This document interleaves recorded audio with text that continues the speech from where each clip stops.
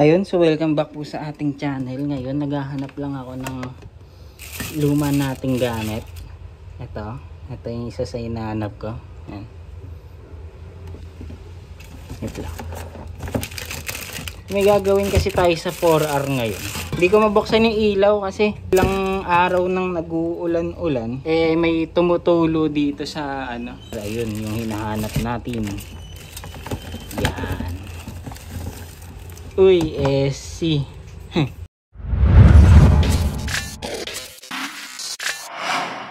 Ito SC-SC-han lang to, malamang Shopee Racing lang rin. Nakakabit talaga to dati sa ano natin, Ninja 1000 SX, kung naalala nyo pa o kung naabutan nyo pa sa channel yung Ninja 1000 natin.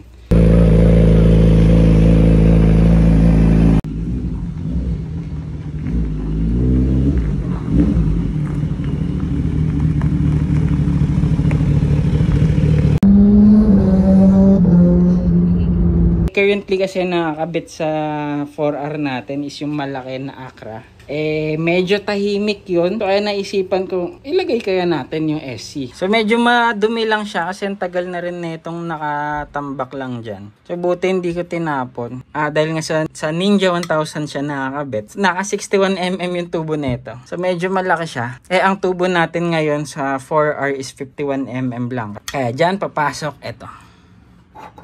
Yan. So ito kakarating lang neto, kaya ngayon ko lang rin nagawa tong video. Yan. So parang adapter siya o spacer. Iko-convert na itong spacer na to yung mga exhaust na may bunganga na 61mm para mag-fit sa 51mm na tubo. Ito siya. Yun. Uy. Fit na fit to. Ayan o. So ganyan siya. Linisin muna natin to.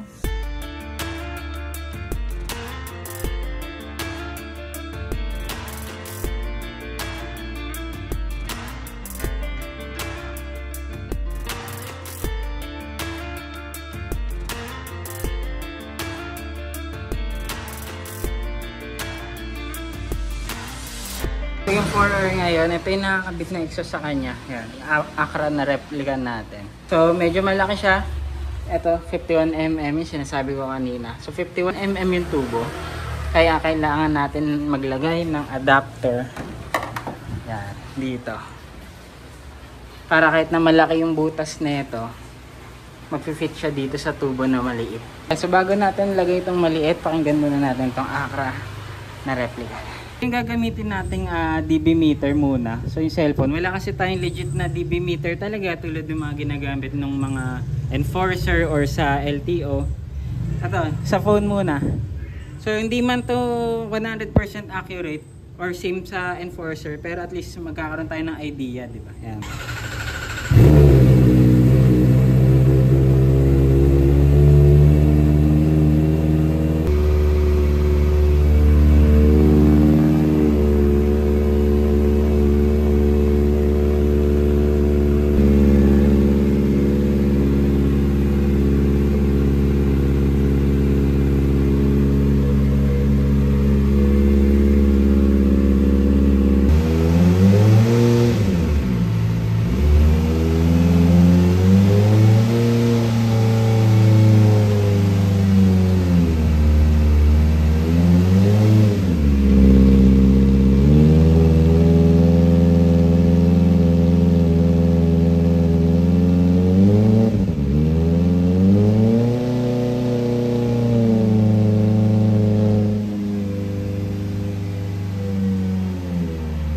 So, tinry natin yung 3K, 4K RPM na rule ni LTO or dito sa Manila, yun ini-implement. 3K RPM yung titignan nilang sound.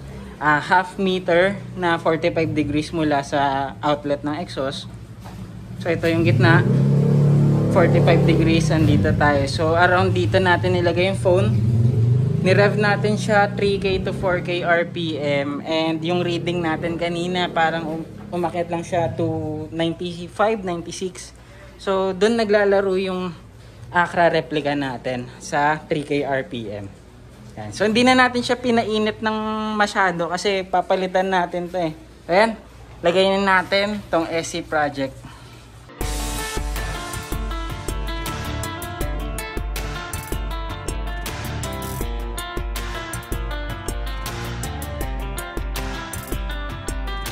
Ito na lang yung spring.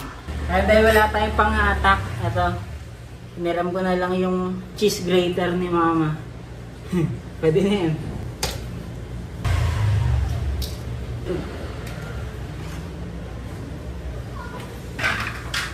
Ayan. So wala tayong muffler. Bago natin ikabit yung SC, try natin i-dB meter tong ganitong tambucho. Ay, or walang tambucho. Try natin i-dB meter. Check lang natin kung gaano kaingay. No muffler. Sound test.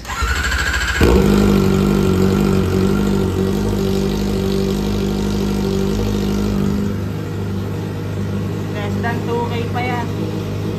Pero grabe na ang ingay.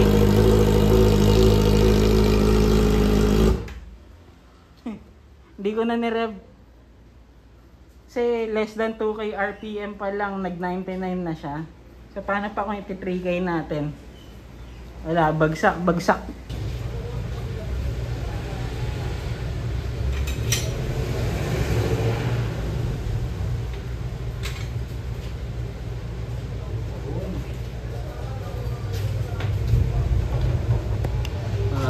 Parang sakto, no? Ang ganda rin ng pagkatingala niya. Ayan, no? Yung pagkatingala niya kasi sabay dito sa guhit na to. Yan. Yan, no? So pantay. So yan yung maganda sa mga exhaust na nabibili natin. So hindi weird yung angulo niya. Kasi may ibang exhaust na pag sinalpak mo nakatingala o masyadong nakababa. Diba? So ito, sakto siya sa pinaka slant nung tail ng 4R. Yan. Wala. So walang use yung spring. Masyadong magkalapit yung ano, yung pinaka hook. So wag na muna natin pansinin yan. Bili tayo ng bagong link pipe. Ano, yung hook nito masyadong malapit dito. Kaya pag nilagay natin yung spring medyo ano siya lousy, pangit. Mahuhook siya So hindi pwede sa ngayon, kailangan natin ng bagong link pipe. Pero para hindi naman sayang yung pinaka ginawa natin ngayong gabi, sound check na rin natin tong SC. Wala, sayang. So kailangan natin ng bagong link pipe talaga. Kala ko tipid na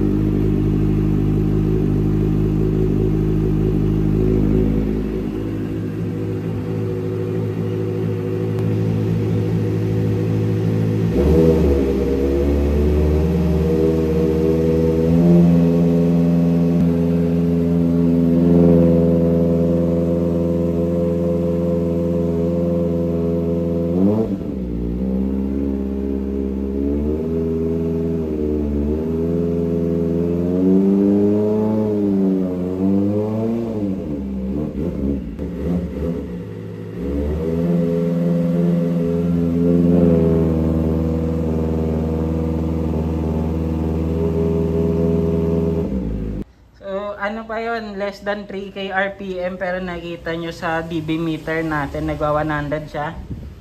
So talagang legit may ingay ang mga shorty, lalo na dito sa 4R.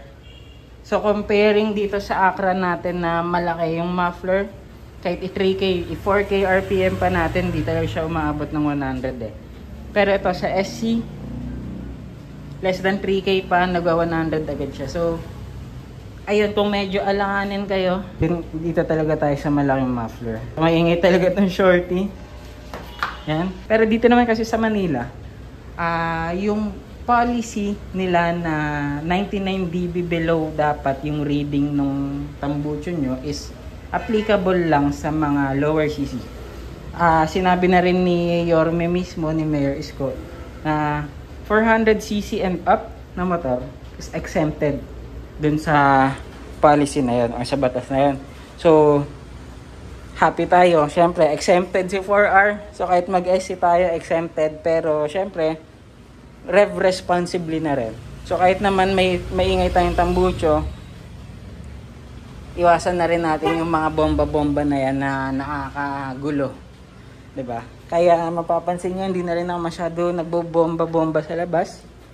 Siyempre, mabait na tayo. Ayun, maraming salamat po. Maaga pa naman.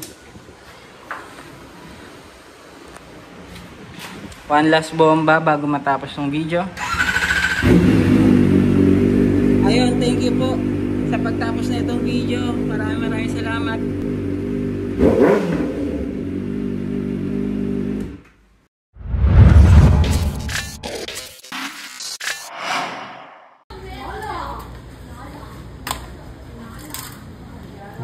So, babalik ko na yung cheese grater ni mama.